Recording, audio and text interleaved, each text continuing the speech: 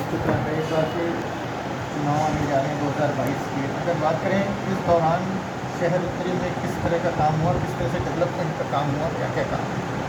देखिए, शायद ये कहना गलत नहीं होगा कि अगर 12 विधायक हैं प्रयागराज में, तो 12 को थोड़ा बहुत तो कहीं ना कहीं जेलसी कह सकते हैं, या कह सकते हैं कहीं ना कहीं हल्का सा पीड़ा होगी कि सबसे ज़्यादा वर्क, इसमें कोई डाउट नहीं है, शहर उत्तरी में भारत सरकार ने और उत्तर प्रदेश सरकार ने कराया है। और एक छोटा सा इस सिस्टम का एक कार्यकर्ता होते हुए कहीं ना कहीं मेरा भी थोड़ा बहुत कहीं ना कहीं रोल है। तो हम लोग इस सेटिस्फैक्शन के साथ पूरी तरीके से सीना चौड़ा करके 2022 के चुनाव में जाएंगे कि जो वादे हमने कहे थे उनसे ज़्यादा दिया है ना। अमूमन अगर कोई नेता या कोई पार्टी 50-60% वादे भी पूरा कर देती है तो सोचती है कि चलो कुछ तो किया, लेकिन हम लोगों ने जितना कहा था उससे ज़्यादा कर दिया। शायद जब हम लोग की सरकार 2017 में बनी थी, तो आप याद करिए बहराना चौराहे का जो हाल था और अन्य जगहों का जहाँ जो ट्रैफिक जैम होता था, शायद किसी को उम्मीद नहीं थी कि आज इस तरीके के दिल्ली जैसे और गोमती नगर जैसे इंफ्रास्ट्रक्चर आज प्रयागराज में मिलेगा। तो हाँ, हम लोग सेटिस्फाइड। फ्लाईओवर्स बने हैं, तमाम निर्माण कार्य हुआ है, सड़कें चौड़ी हुई, क्या क्या जो मोटे तौर पर क्या क्या बताना? देखिए, आपको बताऊं कि गंगा पर 6 लेन पुल भी मिला जो जी नहीं आएगा। जी, आपको मैं बताऊं कि जब हम लोग चुनाव में आए थे, तो चुनाव में हम लोगों ने 2017 में 2-3 वादे किए थे। प्रमुख वादा एक ये था कि हम लोग स्मार्ट, हमारे 2014 में मोदी जी ने पहले ही अपने उद्बोधन में कहा प्रधानमंत्री बनने के बाद कि हम लोग 100 के ऊपर स्मार्ट सिटीज़ भारत में बनाएंगे। मेरे मन में ये बात आई, मैं एमएलए नहीं था, कि हम लोग स्मार्ट सिटी की बात कर रहे हैं और इंदौर और सब शहर कहाँ कहाँ निकल गए हैं, और हमारे यहाँ ट्रेनें सड़क पे चलती हैं। तो जब ट्रेनों की वजह से यहाँ लोगों की एम्बुलेंस में डेथ हो जाती है, बच्चे स्कूल नहीं पहुँच पाते, वकील कोर्ट नहीं पहुँच पाते, तो क्या डेवलपमेंट, क्या स्मार्ट सिटी की हम बात करते हैं।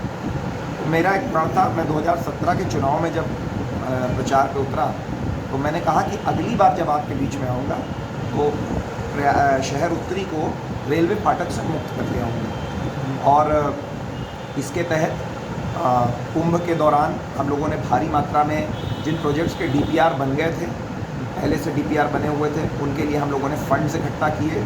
फंड्स मैं माननीय केशव मौर्य जी और योगी आदित्यनाथ जी को और भारत सरकार को इसका धन्यवाद देता हूँ, क्योंकि भारत सरकार का भी पैसा लगता है उसमें, प्रदेश का भी पैसा लगता है कि सारे फ्लाईओवर्स जो बन गए। उसके बाद हम लोग हाथ में हाथ धर के नहीं बैठे, जैसे कि बख्शी बांध और सलोरी, इनके डीपीआर कभी किसी सरकार ने बनाए नहीं थे।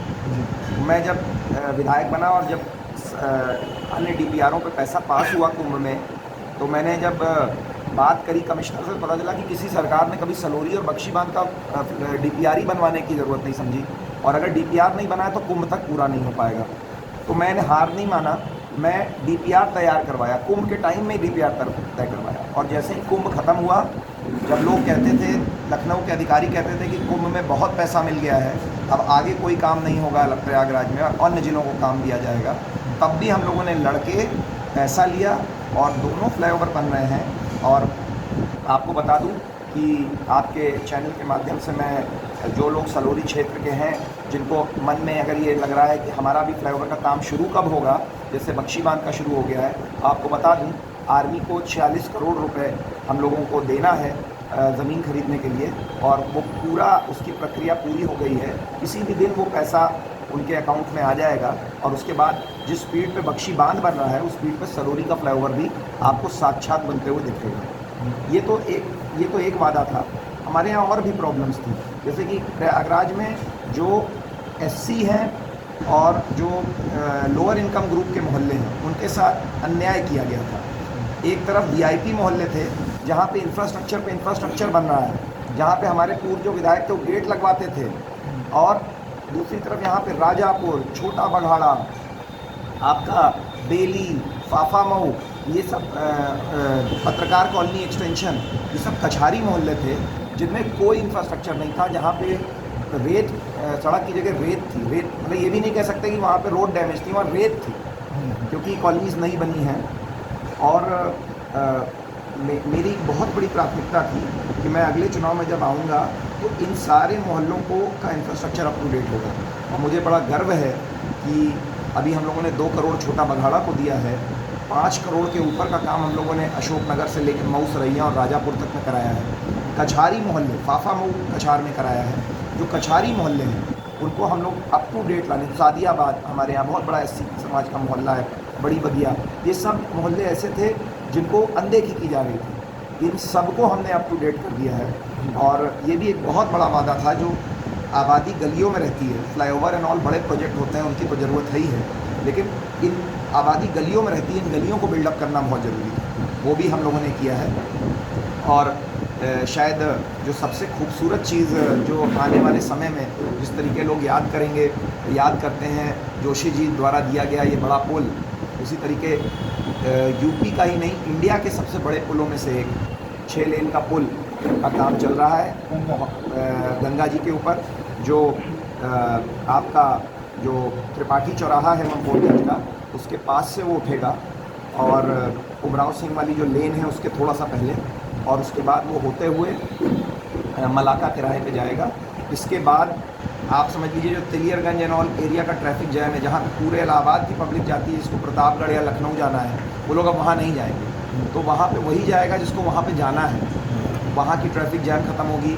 जो लोग प्रतापगढ़, गंगा पार के होलागढ़ और कौड़िहार ब्लॉकों में जाना चाहते हैं और लखनऊ जाना चाहते हैं, रायबरेली एरिया में जाना चाहते हैं, उनकी ट्रैवल टाइम में half an hour to 45 minutes की कमी होगी।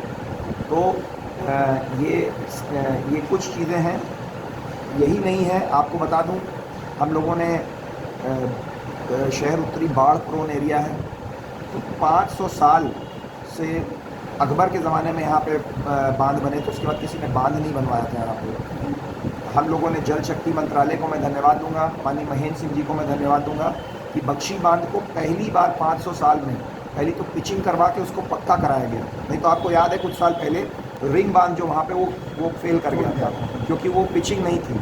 ये बख्शी बांध में भी हो सकता है कभी भी, तो 500 साल से हम लोग रिस्क ले रहे थे। मट्टी का बांध था, हमारी सरकार ने पिचिंग करवा के उसको पक्का बांध बनवा दिया है। और अब हम लोग अन्य बांधों का प्रोजेक्ट बना चुके हैं, जिसमें हम लोग पूरे एरिया में, जो छोटा बघाड़ा का एरिया है जहाँ बाढ़ आती है, राजापुर का एरिया जहाँ बाढ़ आती है, सलोरी का एरिया है, इन सब एरियाओं को जो बाढ़ प्रोन एरिया है उनमें हम लोग बांध बनवाने की प्रक्रिया शुरू कर रहे हैं, और वो भी काम आपको जल्द ज़मीन पे दिखेगा। कोविड हॉस्पिटल भी बन के तैयार हुआ है, जो सुपर स्पेशलिटी ब्लॉक है वो। कोविड हॉस्पिटल के साथ साथ मैं आपको बता दूं कि मैं मेमोरी जॉग कर दूं लोगों की। एक चीज़ थी कि जब हम लोग की सरकार 2017 में बनी थी, तो लखनऊ में ट्रॉमा सेंटर था, इंडिया का, यूपी का सबसे बड़ा trauma centre king George medical college में, बनारस में है, कानपुर में है, प्रयागराज में ट्रॉमा सेंटर नहीं था। अगर किसी की रोड एक्सीडेंट में सर फट जाए, सीरियस इंजरी हो जाए, तो जो गोल्डन आवर होता है जब इलाज मिलना चाहिए, तब वो इलाज लखनऊ जब लोग जाते थे, कितने लोग रास्ते में दम तोड़ देते थे। ये बहन जी की सरकार जब थी तब भी मैंने परस्यू किया, नहीं काम हो पाया। जब अखिलेश जी की सरकार थी तब भी मैंने इस बात को परस्यू किया कि उसको अधूरी बिल्डिंग वहाँ पड़ी हुई है, ये 10 साल के ऊपर से काम पड़ा हुआ है, इसको नहीं कर रहे हैं। ट्रॉमा सेंटर एक महानगर में नहीं है, बहुत बड़ी कमी है। मुझे बड़ा गर्व है कि इस बात को आशुतोष टंडन जी ने उद्घाटन के समय भी कहा कि हर्ष ने दबाव बनाया शुरुआत से पहले दिन से कि ट्रॉमा सेंटर मैं लेके रहूँगा। ये मेरा चुनावी वादा था कि प्रयागराज में ट्रॉमा सेंटर होना चाहिए जैसे लखनऊ में है, और आज बड़ा गर्व है हमें कि ट्रॉमा सेंटर है भी, और रोज़ उसमें जानें बचाई जा रही हैं। हम लोग रोज़ कुछ लोगों से मिलते हैं जो बताते हैं कि जब एक्सीडेंट हुआ तो हम लोग ट्रॉमा सेंटर गए थे। तो ये हुआ सुपर स्पेशलिटी हॉस्पिटल। सोचिए, इतने बड़ा मेडिकल कॉलेज, इतना बड़ा महानगर, गैस्ट्रोएंटरोलॉजी के अलावा कोई डीएम की सीट नहीं थी, क्योंकि सुपर स्पेशलिटी विंग्स ही नहीं थी हमारे पास। अब हमारे पास 10-12 हर विभाग की, यूरोलॉजी से लेकर नेफ्रोलॉजी से लेकर सारे विभागों के लिए अब हमारे पास डीएम की सीट हो गई हैं। सुपर स्पेशलिटी विंग हम डेवलप कर रहे हैं। चिल्ड्रन हॉस्पिटल का मानक होना चाहिए। बताइए कि चिल्ड्रन हॉस्पिटल एलएनगंज में, और जो गैस्ट्रोएंटरोलॉजी का वो जो गायनेकोलॉजी का डिपार्टमेंट है वो आपका स्वरूप रानी में। जच्चा और बच्चा को इतना दूर रखना क्या प्रैक्टिकल है? नहीं रखना चाहिए। छोटा सा बच्चा कुछ दिनों का वो माँ से इतना दूर रहे। तो हम लोग चिल्ड्रन विंग को अस्पताल को शिफ्ट करवा के बहुत बड़ा एक चिल्ड्रन हॉस्पिटल मेडिकल कॉलेज में बनवा रहे हैं। और जो चिल्ड्रन हॉस्पिटल एग्जिस्टिंग है वहाँ पे शंकर नेत्रालय जैसे आपने चेन्नई में देखा है उस लेवल का वहाँ पे आई हॉस्पिटल डेवलप किया जाएगा कि किसी को भी चेन्नई नहीं जाना पड़ेगा कोई सीरियस इलाज के लिए। उसका इलाज रेटिना वेटिना के जो महीन ऑपरेशन होते हैं वो आपको यहीं पे प्रयागराज में मिल जाएंगे। इसके अलावा कोरोना के बारे में जैसे आपने बताया हम लोगों ने बहुत तैयारी करी है। कहा गया कि बहुत लोगों की मौत हुई, ऑक्सीजन नहीं मिल पाई उत्तरी से। देखिए ये भगवान की कृपा रही कि उस मौके पे उन्होंने मुझे ही चुना था। यूपी का, ईस्टर्न यूपी का सबसे बड़ा ऑक्सीजन मैन्युफैक्चरर होते हुए ये मेरा प्रण था कि मैं दो चीज़, एक प्रयागराज में और आसपास के ज़िलों में मैं ऑक्सीजन की कमी नहीं होने दूंगा। जो सीन हम लोगों ने दिल्ली में देखे हैं, जिस तरीके से दिल्ली के सर सुंदरलाल हॉस्पिटल जैसे वो जो दिल्ली के बहुत से अच्छे हॉस्पिटल थे जिसमें गंगाराम में जिस तरह आपने देखा कि 20-20, 30-30 लोग मर गए ऑक्सीजन की कमी से, उस तरह की कोई चीज़ प्रयागराज में ना हो, ये हम लोग का प्रण था। और दूसरी चीज़, एक चीज़ और बहुत मैं ख़राब देख रहा था कि लोगों के इस बुरे वक्त में लोगों का शोषण हो रहा था, ऑक्सीजन की ब्लैक मार्केटिंग हो रही थी। मेरा प्रण था कि दोनों काम हम लोग नहीं होने देंगे। और मुझे बड़ा गर्व है कि ऑक्सीजन का जो रिटेल रेट बिफोर कोरोना था उसमें हम लोग ने 1 रुपये का भी इजाफा नहीं होने दिया। ओपन ऑफ़र था, ये ट्विटर के माध्यम से, अन्य माध्यम से पूरे प्रयागराज को और आसपास के ज़िलों की जनता को पता था कि वहाँ अगर हमको कोई शोषण करता है, हमसे कोई ज़्यादा रेट मांगता है तो प्री कोरोना रेट्स जो थे उस पर हम डायरेक्ट फैक्ट्री पे जाके ले सकते हैं। फैक्ट्री पे हम लोगों ने एक बहुत बड़ा मैदान जो फैक्ट्री से जुड़ा हुआ है उसमें भाजपा के वॉलंटियर्स के माध्यम से और विधायक कार्यालय के वॉलंटियर्स के माध्यम से हम लोगों ने एक बहुत बड़ा वहाँ पे सोशल डिस्टेंसिंग मेंटेन करते हुए वॉलंटियर सेंटर बनाया था और जहाँ पे लोगों को ऑक्सीजन उपलब्ध हो रही थी। तो यहाँ पे ना रेट बढ़ा और ना तो यहाँ पे उस तरह की घटनाएं हुई जिस तरीके की घटनाएं आपने दिल्ली में देखी। और ये यही नहीं, हम लोगों ने 15 ज़िलों को, प्रयागराज को तो हम लोगों ने सेफ रखा ही, बल्कि हम लोगों ने प्रयागराज एक ऐसा ज़िला है अकेला यूपी का जिसने एक्सेस ऑक्सीजन हम लोगों ने बनाई और हमने अन्य ज़िलों को दी। सोनभद्र, लखीमपुर खीरी, कौशाम्बी, रायबरेली, प्रतापगढ़, लखनऊ, यहाँ तक कि राजधानी को हम लोगों ने ऑक्सीजन यहाँ से दी है। कानपुर और बनारस को ऑक्सीजन यहाँ से दी है। तो प्रधानमंत्री कार्यालय से भी हम लोग के यहाँ और मुख्यमंत्री कार्यालय से भी हम लोग के यहाँ SOS आता था कि फलाना हॉस्पिटल को बनारस में और लखनऊ में सप्लाई किया जाए, तो वो भी हम लोगों ने देने का काम किया है।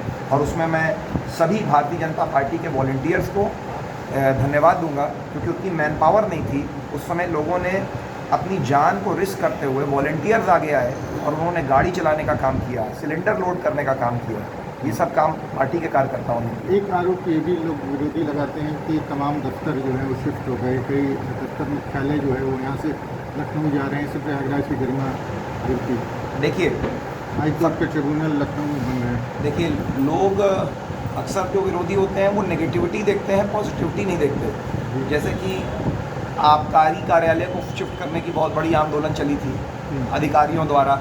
ये जो अधिकारी होते हैं, खासकर ये IAS वाईएएस जो होते हैं, ये सब चाहते हैं कि हमारा सबका घर बना होता है लखनऊ में, तो ये लोग चाहते हैं कि सारी चीज़ लखनऊ पहुंच जाए। तो आबकारी विभाग को भी करने की, शिफ्ट करने की कोशिश की, वो हम लोगों ने होने नहीं दिया।